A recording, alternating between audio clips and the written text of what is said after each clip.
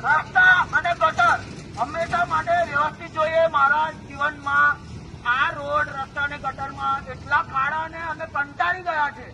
આજે અમે ભાજપ વિરોધી આંદોલન નથી કરતા, પણ ભાજપની સેન્સ પ્રક્રિયા, ભાજપની લોબી.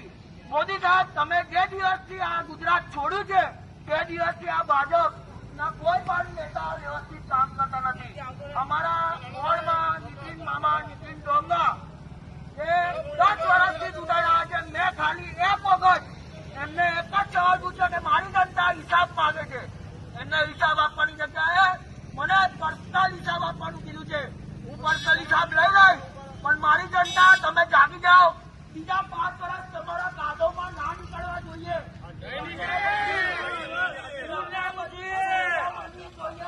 પાલી ગામમાંથી એટલો વિરોધ આવશે કે આપણું વોર્ડ નંબર 10 એટલું પાલી ગામ હાથવી લે એટલા રૂપિયા આપણે આ સરકારને આપે છે. ત્યારે પાલી ગામને સ્વસ્થ તળાવ મળ્યો? પાલી ગામમાં કોઈ નેતા આવ્યા? અમિત સેવવાલા જોયા છે તમે? વાત કરું છું, નવા કમળથી પ્રોબ્લેમ નથી. નવા કમળને જેને જીતાવા હોય જીતાવો, પણ આ 2 કમળ જો તમે લોકોએ ખીલાયા છે તો તમારું મારું તો ભાવિ એમને 28 તારીખે નક્કી કરવાનું કહી દીધું છે. પણ તમારા 5 વર્ષનું શું થશે? જનતા જાગી જાઓ. હવે અમે 5 દિવસથી ક્રાંતિકારી સેના તમારી માટે બધા વોર્ડમાં ફરી રહ્યા છે. રાત્રે ફરતા હતા. હવે ક્યાંક ને ક્યાંક રાત્રે અમારા પર વોચ રાખવામાં આવે છે, અમારા પર ગુંડાગીરી કરવામાં આવે છે.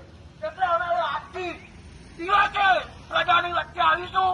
તમે અમારા બેનરને ઉખાડી શકો છો, પણ ક્રાંતિકારીનો વિચાર તમે ક્યારે દબાવી નહીં શકો. બરાબર છે? એક ક્રાંતિકારી બોલા ભારત માતાજી. તમે મને સપોર્ટ કરશો ને?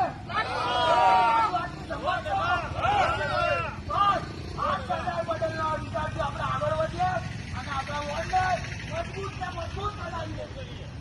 જય સરદાર.